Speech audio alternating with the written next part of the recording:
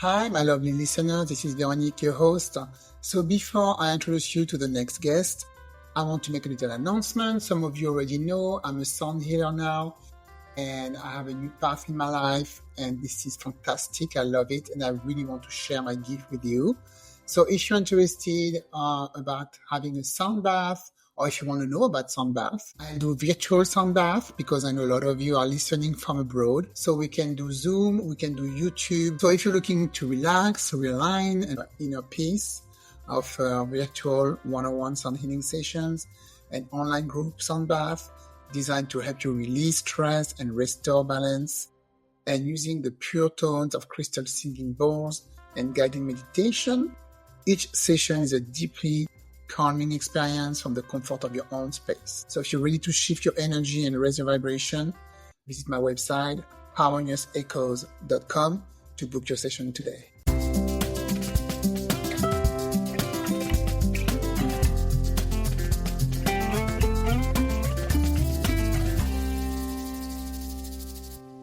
Hello, today I speak with Dr. Deborah Zucker. She supports women navigating intense life transitions, helping them cultivate resilient well-being, embodied compassion, and a deeper understanding of what truly ignites their vitality. She has a doctorate in naturopathic medicine and a master in clinical mental health counseling. Let's hear it from Dr. Deborah. Hello. Hi, Dr. Deborah. How are you today? I'm good. It's good to be here with you, Veronique. Yeah, thank you for coming to High Vibes on the Mic. I'm so happy I have so many questions for you. So you're a naturopath. For people who don't know what it is exactly, I think I know because I was born and raised in France, and there's a lot of doctor naturopath in Europe. But for people around here in the United States who might not know what it is, can you explain what is? It's an alternative medicine. Yeah. It's holistic medicine. Our training includes essentially like the first 2 years of regular medical school is very much the same. And then we're trained in additional modalities like mental health counseling and nutrition and sort of body alignment and physical medicine and homeopathy and other things, but just to kind of round out an herbal medicine. So just some of the more traditional ways of supporting well-being. And that was just part of kind of a foundational training for me. But since I've also had mental health counseling and coaching and additional trainings that are outside of the box as well. Yeah, really holistic. Yeah, I was raised, my mom really loved homeopathy. Yeah, I know what you're talking about. I was raised with that. So to start with your beginning of your story, you described that you have some health, you had some health crisis as a turning point that awakened the healer within you. You chronic fatigue, depression. So can you take us back at that moment and what it revealed to you about the true healing? Yes. Yeah. So my deep healing journey began in my early 20s. And it was a very disorienting time for that because I was just, at the beginning of my young adulthood coming out in the world and had all these plans and ideas of what my life was going to be. Instead, I found myself in bed. And it was sort of like I ran into a brick wall and I didn't see it coming. In retrospect, with all I've been learning, there were lots of signs pointing the way, but I didn't see it coming at the time. And so it really called forth in me a deeper inquiry into myself, into health, into life. So what began as a very physical orientation with all these symptoms I was getting and seeking out doctors and their opinions led pretty quickly into a deeper dive into the mental emotional terrain and a spiritual connection with life, and also kind of an opening beyond more conventional framings of health and wellness. And out of that came a calling to explore naturopathic medicine, counseling, coaching, all the things I was naming before.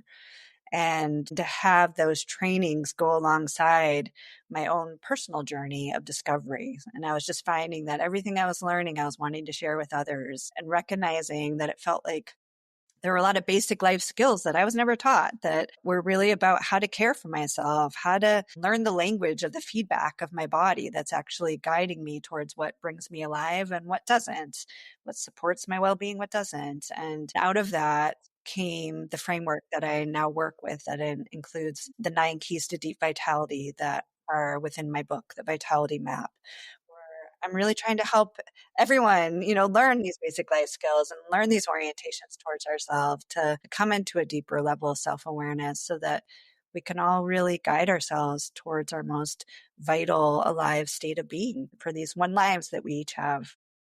Sometimes you done something very late in life and you're thinking, if I had those skills when I was in my 20s, my God, the time I could have not wasted, everything, I could have accomplished more. But maybe, it happens at the right time also. We don't know. Right, right. Yeah, it's like we all come into those moments in our life, when they're called to us and when life brings us to our knees or whatever, evokes that deeper inquiry or realization. Yeah, but what would it be for us all to learn these awarenesses and skills when we're kids? Just to have that be part of how we're guided, in our young years. Exactly. There's some school around here that they include no yoga for kids in Mm, the curriculum. I think that's really good for them. Or meditation, in the curriculum. I think that's really important. yes, And so you supported a lot of women through a lot of power life transition, like burnout, yes. big things. Everybody went through that, menopause, grief, and more. So what do you believe would be the first step for someone to reclaim vitality during this time? Mm. Yeah, the first step, I think, it sounds simpler than it is, but to really come home to ourselves, to slow down enough to really get connected with who we uniquely are here to be, with what our truth is. Like one of the keys that I teach about, I call aligning with your yes. And I feel like it's one of the biggest missing pieces in the conversation around self-care and health is if we're investing our life energy where we're not getting returns, it's like a leaky life bucket, right? So having the courage to really have the discernment around what is aligned for us, what is that inner yes, from the little things every day to the bigger things, and to align our life energy with that and to prune away, yeah, say no to the things that really aren't aligned. That's one of the biggest things that we can begin to do to find a deeper level of well-being in our lives. So important. And again, something we should learn, we should teach our young, to stay aligned with your true self. Definitely. So you talk about your book, The Vitality Map, that we can find on Amazon. You explore deep health in the book and joyful self-care. And you talk about 9 keys. Can you share maybe one key principle from the book that listener maybe can practice today? Yeah. Well, I just mentioned key 5, but I'll mention key 6 too. So experimenting with playful curiosity, is what key 6 is about. And this one is about disentangling ourselves from our health and self-care being so serious and with all these right and wrongs, like letting go of the rule book and orienting towards it being an experiment. So we try things out, we learn as we go, we bring our creativity and our playfulness and our curiosity to learn about ourselves, and we see what works and what doesn't, and we tweak our experiments to align with what actually works for us, or we scrap the experiments that are just really don't work for us, that it's someone else's idea of what we're supposed to be doing, not really what works in the realities of our lives. And yeah, and you can just start doing that right now. So letting go of that long to-do list, that long self-care to-do list, and instead tuning in, like, what's one thing that I've really been called to change in my life? And I've had this idea, that it would really be very life-giving for me. And then design a simple experiment around it. Like, okay, I've wanted to start a yoga practice. Okay, like first thing, I need to clear out space in my house for a yoga mat to go. I need to put that out so it's front and center and I see it. And then, what time of day does that work for me in the flow? Not what someone else thinks it's supposed to be or what I, sort of have as a should, but where does it actually work into the flow of my day? And then yeah, begin to practice, like try it out. Like, okay, like it's after I do have my breakfast in the morning, that's what works best. And then try it out for 2 weeks. I always say 2 weeks because it's like long enough that you get enough feedback, but it's short enough that it doesn't bring up that part of ourselves that gets overwhelmed and self-sabotages and gives up right away. So it's Yeah. you can hang in there for 2 weeks to get the feedback, see what happens, and then go from there. Sometimes you can even surprise yourself, right? By Yes. doing something new or trying something, you're like, hey, that's exactly what I'm supposed to do. I mean, it's happening to me right now. I used to work in corporate as a French linguist. My first language is French. And now I just finished my training as I already started working as a sound healer. Hmm. Completely different. Right. But yeah, it was my calling. So Right. And trusting that, yeah. having the courage to completely pivot and find, yeah, what really brings us alive and to do those things. Yes. And so you've spoken about feeling a bit disconnected from the heart of medicine during your formal training. So how did you bridge the gap between traditional education and the deeper healing work that you do? How Hmm. do we reconcile this? Yeah. Yeah. Well, in my own journey, it's like and this is me sort of finding the right alignment for me too, right? So it's like I was learning all these things, but I was also in my healing journey at the same time. And so I was able to just see like what was supportive for me and what was not, what was missing from the conversation. And that was where the 9 keys came from. It was just this ongoing inquiry of what was missing from the conversation. What was I not being taught that I was finding was actually some of the more pivotal things for my own healing. And designing then, as I graduated and came into my own business, designing my business around that so that I was bringing that to other people and designing my business around my own passions. Like one of the things that I have found to be like such a huge healing for myself and others is coming together in community, like being on a shared journey with others where we get to recognize that, oh, it's not just me. Like we all have these voices in our heads that are, shame voices or judgmental voices that tell us there's something wrong with us or we should be doing better or we should be doing more. And then we come together in community to recognize, oh, we all have those kinds of things going on. Or like my story is completely different than this other person. But look, like we share the same thread of what we're being called to in our lives or the stuck places. And then we get to like learn from each other on our journey.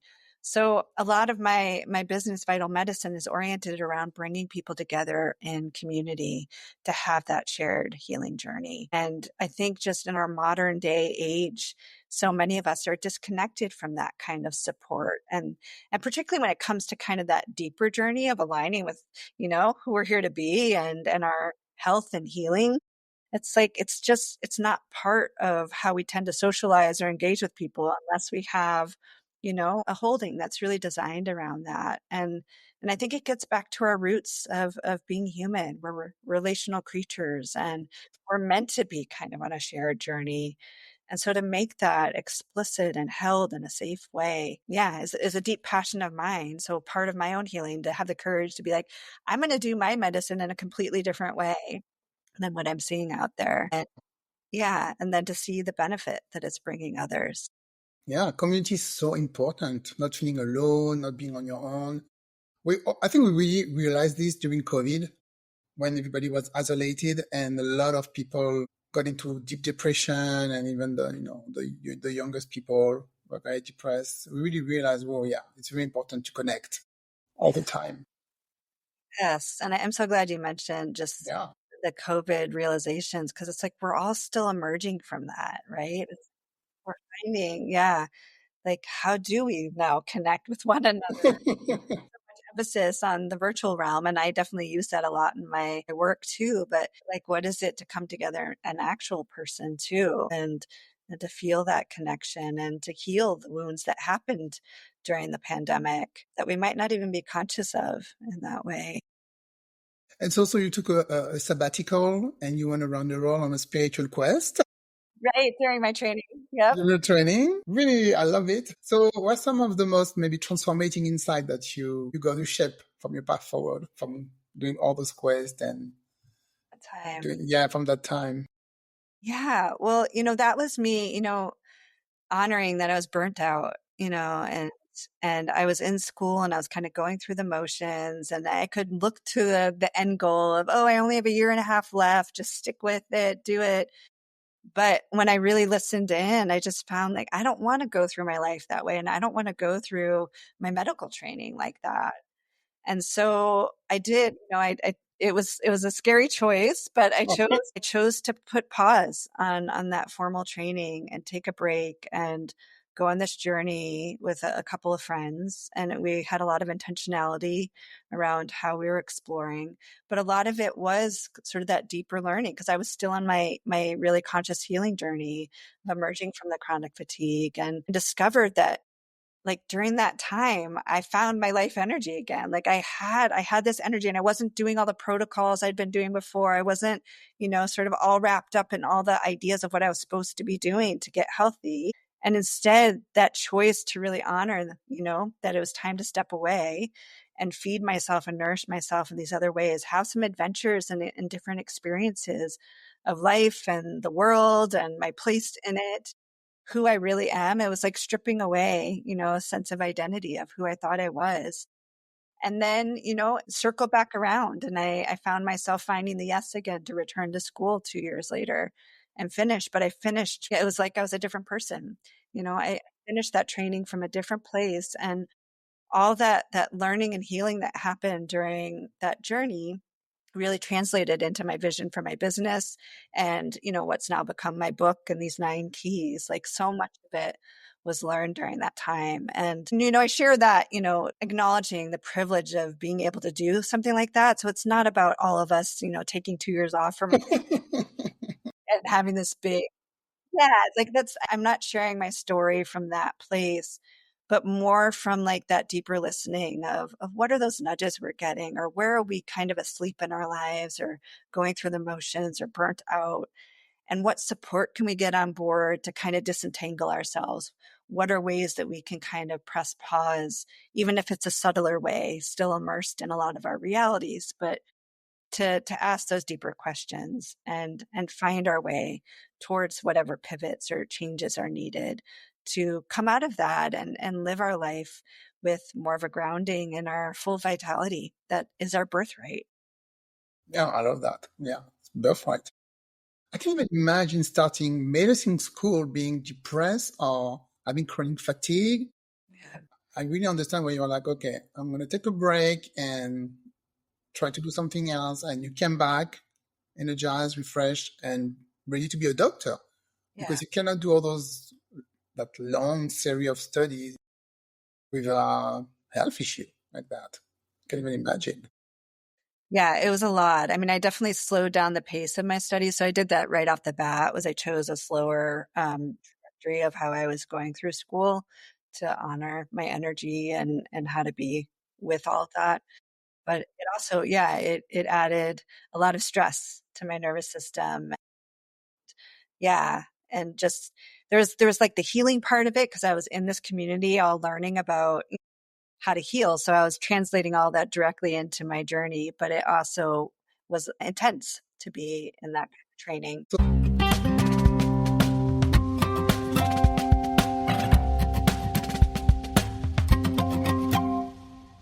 something very interesting I read about you. You had a baby at 45. Wow. Yeah, that's rare. So you had a baby after writing a book, building your business.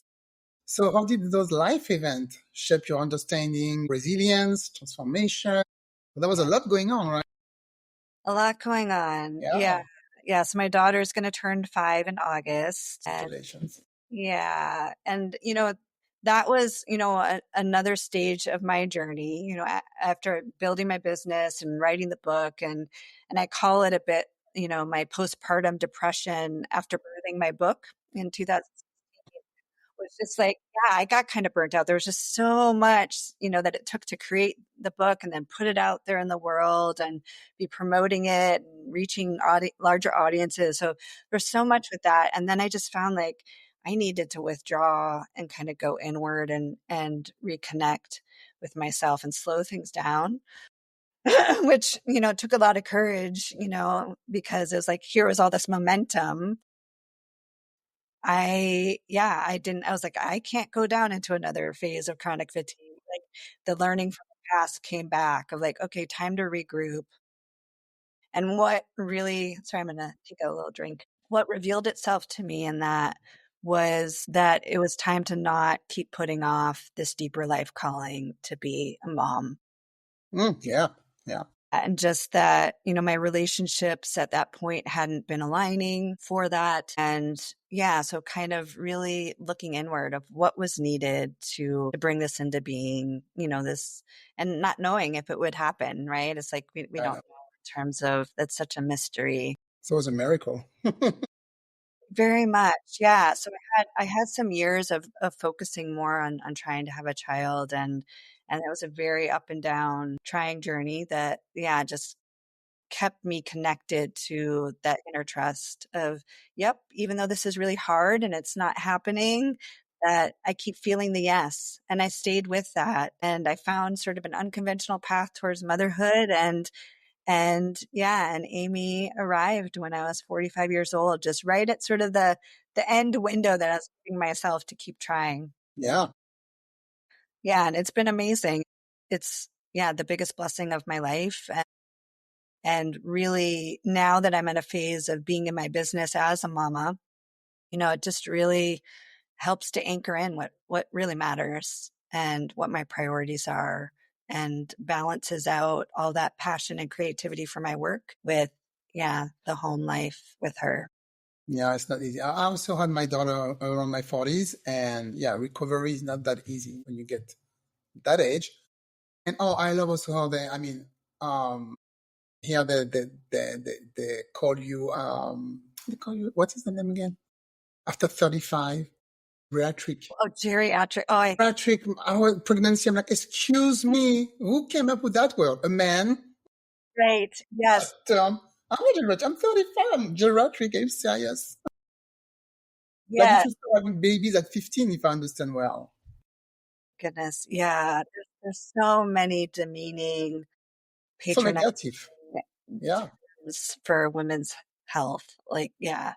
I Yes. know. That's something, yeah, we should take care of in the medicine area. Change some terms, okay? Yes, for sure. That's not positive at all. So talking about your practice, so your clients are more, so women, is it for women or is it for everybody? Because anybody can be burnt out, right? Right. My primary audience is women, and mostly women in midlife, like 40s to 60s. But I do in my one-on-one practice, I'm open to anyone working with me. It's more the groups now that I've designated as spaces for women. And yeah, and I have a mix of different programs. Virtually, I work one-on-one coaching, and then I have different women's circles that, yeah, different levels of engagement, including my signature program, Vital You. That's a 9-month program. That's a hybrid retreat program and virtual program. Where are the retreat? Where are they located? Right now, they're on Whidbey Island outside of Seattle. That's Uh, nice. yeah, Oh, yeah. You said yeah, island. I'm already interested. yeah. It's such a beautiful place. Yeah, I've used different retreat centers at different times for this program, but Mhm. yeah, definitely in the Northwest, even if I Okay. retreat centers. But yes, And how long is the retreat? each retreat is 3.5 days. Okay.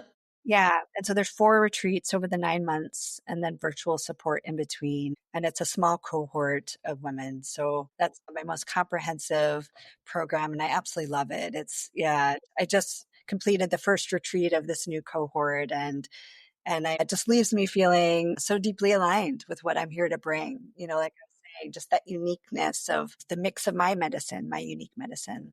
Yeah.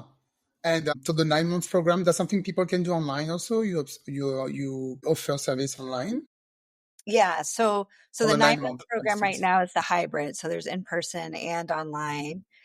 And I do have virtual circles as well. And we'll have a new program starting in the new year that will be just online. And then, yeah, ongoing support. And my one on one is all online. Okay. Yeah. Yeah. So anywhere can engage with me. Yes. Yeah. A lot of women need this kind of circle for menopause because I'm telling you, I'm in the range of this. So far, so good. I'm not going to complain, but a lot of my friends are Yes. losing their mind. Yes. At the beginning, they didn't know why Yes. because we don't really get educated about that. There's not a lot of discussion with the doctor. One of my friends, she was talking about that yesterday. Her OBGYN was so kind of rude and didn't want to acknowledge that she had issue like, brain fog and stuff like that. And she just said, it's just aging. You're just aging. No, she wanted to talk about maybe, therapy or hormone replacement, stuff like that.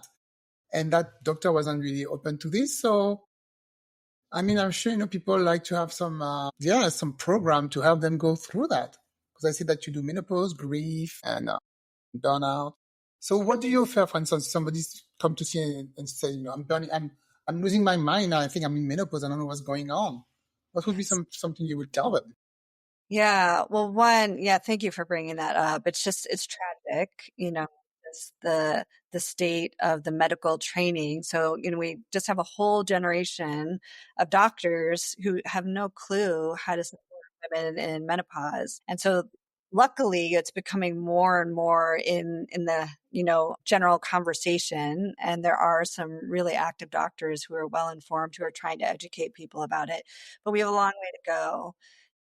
Yeah, and I'm in it as well, perimenopause time, and it's been very humbling, you know, given my Yes. background and all the ways that I know to care for myself, and then to find myself with these insomnia patterns and other symptoms, and I'm like, "Whoa, what is going on?" And it's kind of, it's been eye-opening where it's like even with all my background and training, just how until I'm in it, until I'm living it, I Yeah. didn't really have a clue about a lot of it too. Like generally I did, but it's such a different thing to be in it. And the programs that I offer and support around menopause are more kind of bringing the community around it so that people are actually sharing with each other and sort of in that deeper transformation that this midlife menopausal time is for so many of us, where it is like a stage of life change that is not, considered a rite of passage and honored as a rite of passage in the ways that it actually is for us as women, because yeah, it is so ignored in our broader culture.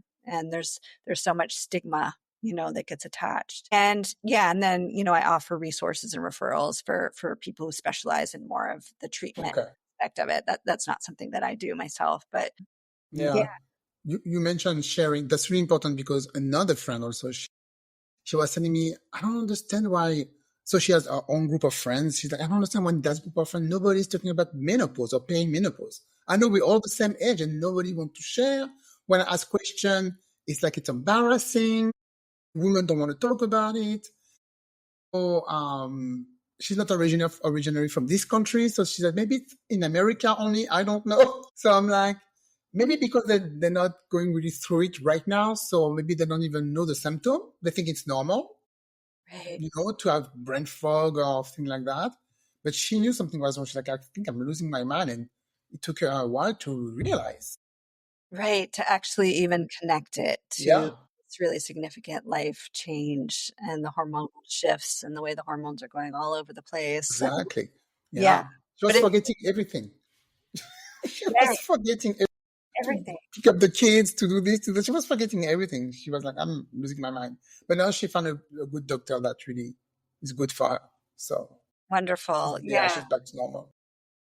I'm glad to hear that because so many people don't find it and don't I have that know. framing, and it gets diagnosed or labeled a lot of other things. And again, adds to that sense of shame and self-judgment when really it's can be supported in so many ways. Um and to actually connect with others and have real honest conversations around what we're navigating and the experience. There's a whole range of experience for people that are going through this transition, and to normalize whatever your version is. And it can change over time too, as we get to different stages of the process. Is it something we can do better with homeopathy? There's some stuff you offer for that? using homeopathic medicine. Homeopathy, yeah, or homeopathic product, or maybe herbs, something like that. Do you Yeah, offer? and again, I tend to refer out for those things. Those Okay. are sort of general trainings I had early on, but the way I've sort of focused my practice is more in the mental, emotional, spiritual, and then offering these group spaces. Okay. So it's Yeah, more support what you yeah, offer. yeah. Okay. Okay. Got it. So yeah, so it looks like, yeah, you have transition, you had a lot of transition that you navigated. So from health challenges, career shift, personal reorientation. And so what do you think helped you stay grounded in your purpose? To stay grounded in my purpose. I That's a mean, big question. the first thing that showed up for me with that question is, even though I wouldn't have said this at the time, just the gratitude of having had that health crisis at such a young age, Mm, because it really it brought a level of clarity and commitment to my own unique journey at a young age that I don't think I would have had. Just the courage to keep staying true to me and to stay true to what brings me uniquely alive, what my path is. And I think that's carried forward throughout my healing journey, as well as in my business and in my life, like designing a life that works for me. I know that if I tried on some of the lives I see, versions of living that I see other people do, I'd probably spiral down into chronic fatigue again.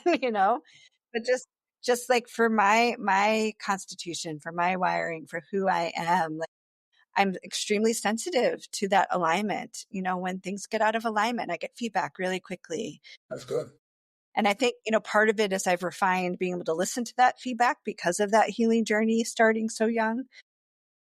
But also, yeah, it's like we're all wired differently in terms of that. So that that commitment is just, it's sort of non-negotiable inside of me. Like I'm committed to staying true to me and being my own best guide that I can be in this lifetime. And yeah, it's sort of unwavering inside of me. And it's not to say that I don't get off track and need to find my way back, but it's really deep inside of me. Yeah. It could be scary, right? To really trust your new version of yourself, because I know you said that you talk about crossing the threshold into a new version of ourselves. So do you know what the process will look like, and how do we begin to trust that process, and be okay, yeah, I'm on the right. Yeah. Yeah. So, there's a general kind of arc, that I can name. And, some people, there's lots of different names for it in different cultures throughout the world. But that deeper transformation of rebirthing, sometimes it's called a hero's journey or a heroine's journey. But there's different stages to it that you can identify. There's the part where you start to get that really clear feedback, like, this is not working for me anymore. Sometimes it can show up as burnout or an illness or losing someone close to you or something else that sort of rocks your world and sends you on this journey. And that's the beginning. And so there's a moment or a time where it's like you need to disentangle from who you were and what you are identifying with, and then enter into this rebirthing process. And then you go into this phase which can feel sort of like a liminal phase, where it's like you're not who you were before, but you're not who you're becoming. And it can be very disorienting, and it can feel sometimes like you're in the underworld. It can be painful, there can be a lot of emotion, there can be sort of, yeah, just a bit of a groundless feeling of like, I don't know what I'm doing, but I am clear that that wasn't working for me anymore.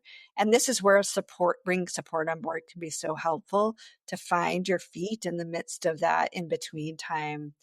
And then there can be like I had this last year as I was reemerging in my business more fully after having my daughter and focusing on being a full-time mama to her for her first few years. Like I had this time where as I began to reemerge in my business, where it felt like my little seedling stage, where it's like I was emerging, but it's like it felt really vulnerable. And there was still a sense of not quite being sure who I was or what I was, blooming into or blossoming into.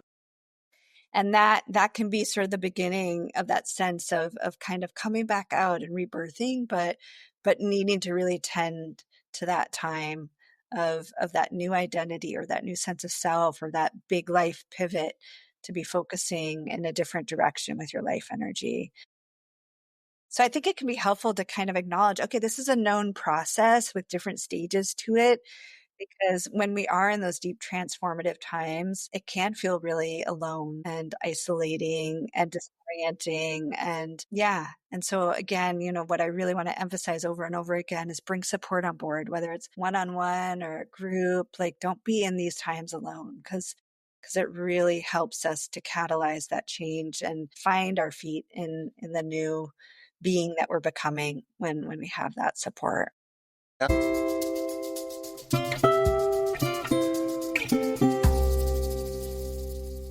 I mean, sometimes you can feel that it's only happening to me. I'm the only one who's not happening to. I mean, when you realize you're not alone, there's so many people in the world going through the same thing as you. It's you can feel so much better. And now with technology, we're all together, connected all the time, so much easier. So would you maybe want to add something, like a question I didn't ask? Give more information to our listeners or some advice? Yeah, well, just, I guess just to touch into one of the other keys in my book, living like you matter is the ninth key. So just really anchoring in so that each of us matter, like our life matters, which means both prioritizing our own supporting our own well-being as a foundation for how we show up in the world. So acknowledging, so many of us are wired to prioritize care for others and care for the world before care for ourselves. And we run ourselves into the ground and are sort of have a martyr complex and all of that. But right, it's like, Another complex, yeah.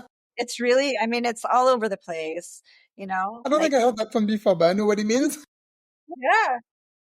Yeah. So to bring it back, like, okay, like in order to be able to show up with all the care and all the gifts I have to bring to the world, which is just a natural extension of who I am, I need to fill my well first. So Yeah. I really want that for all the listeners, for everyone out there, just that we learn how to do that. We live like we matter. We fill our own well. And then we show up with our unique gifts, our unique presence in the world, knowing that each of us is here for a reason. There is not an accident. We're part of the web of life. Like, we each matter, and to really live from that place. Wow, that was beautiful. Thank you very much, yeah, for telling us that. And also, for some of us who have maybe like big families or taking care of big families, take care of yourself first, and then you can take care of the others. Because if you, like you say, you go through the ground, nobody's going to be okay. It's not serving anyone if we run Exactly. into the ground. Yep. Yeah. Okay. Well, thank you very much. So if people want to contact you, you are online. You have your, I will put everything in the show notes, but you have a Facebook page, you're on Instagram, and you have a website, which is vitality.com. It's vitalmedicine.com. Vital medicine. So. And I actually, which you can include in the show notes, I have a special page for podcast listeners where I offer some free giveaways and a 50% discount on my program. So yeah, if anyone's interested in checking out what I have to offer, you can go there and know that there's some goodies for you. Okay, cool. On the website. They can find it on the website. Yeah. Okay. Yeah. On the podcast page. Okay, perfect. Well, thank you very much. And I wish you all the best. Continue to help all those fine ladies out there. We need that. We need support. Sometimes we do too much and we don't realize it. So thank you for everything you do. Yeah. Thanks for having me, Veronique. You're welcome. Bye.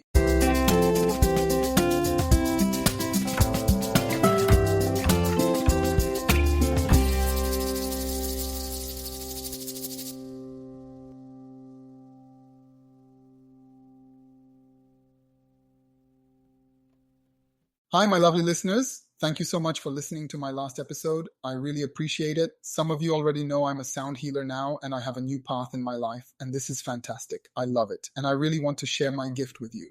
So if you're interested about having a sound bath, or if you want to know about sound bath, you can just send me an email. I will put everything in the show notes, and this way you can have a look and just contact me through my website. So if you're looking to relax realign and reconnect with your inner peace, let's have a virtual sound healing sessions designed to help you release stress and restore balance using the pure tones of crystal singing bowls and guiding meditation. Each session is a deeply calming experience from the comfort of your own space. Shift your energy and raise your vibration. Visit my website, harmoniousechoes.com, to book your session today.